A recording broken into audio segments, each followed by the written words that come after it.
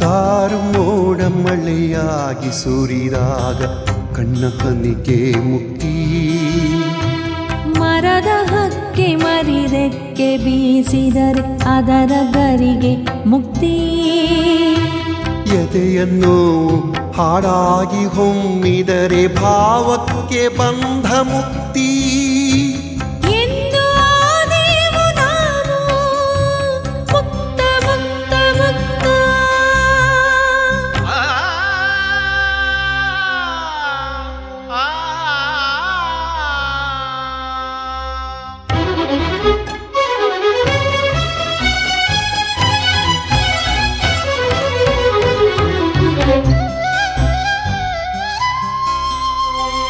ಏರು ನದಿಗೆ ಎದಿರಾಗಿ ಈಜಿದಡ ಸೇರಬ